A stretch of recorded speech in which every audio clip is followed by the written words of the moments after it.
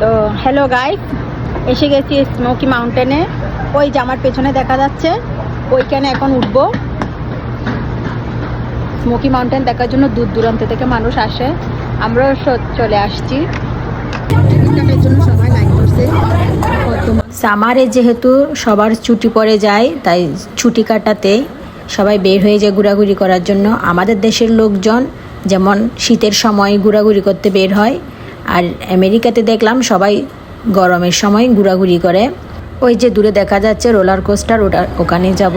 এই তো আমরা ঢুকে গেছি কাউন্টারে, সবাই লাইন ধরছে এখানে টিকিট নিয়ে, টিকিট পাঞ্চ করার জন্য। তো আমরা ঢুকে গেলাম। এই যে ইয়েলো রঙের সিট, ওগুলোতে বসে ওই রোলার কোস্টার ওঠা যায়, দুজন করে বসা যায়।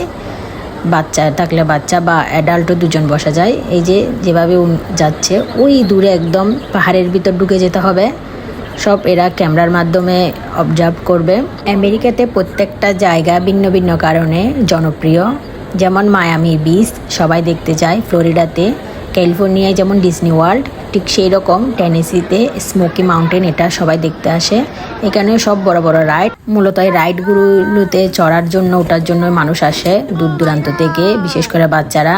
তো আমরা উঠে পড়লাম রাইডে। ওটার সাথে সাথে একটা ঝর্ণা দেখলাম, মিনি ঝর্ণা।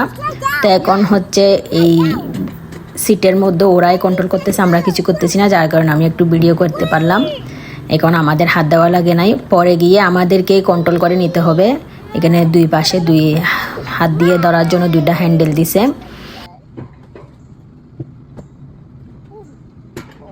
জীবনে প্রথমবার উঠছি।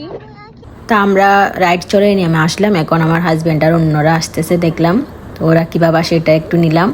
ওই পুরো রাইডটা চড়ে দিক দিয়ে নামতে হয়।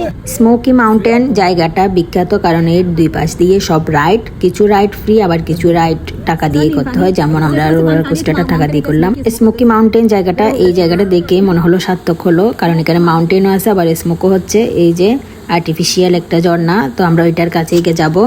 এত নীল রঙের গাঢ় পানি দেখে ঢুকে গেলাম এখানে একটা গুহার মতো।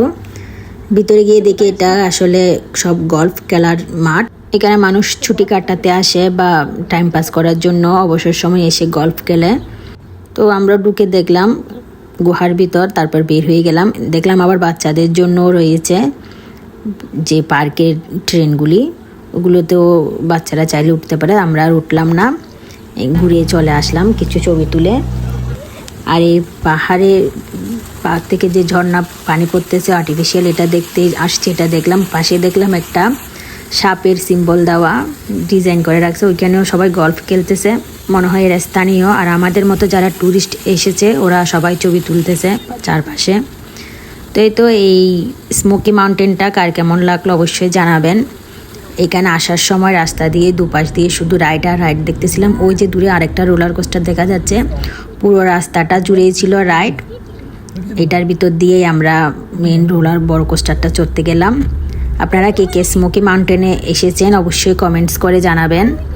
আর কোন জায়গাটা দেখার জন্য খুব পপুলার, কারণ আমরা নতুন আসছি, আমরা শুধু একটাই রোলার কোস্টার চড়লাম আর আশেপাশে এগুলোই দেখলাম। ভিডিওটা কার কেমন লাগলো অবশ্যই কমেন্টসে জানাবেন।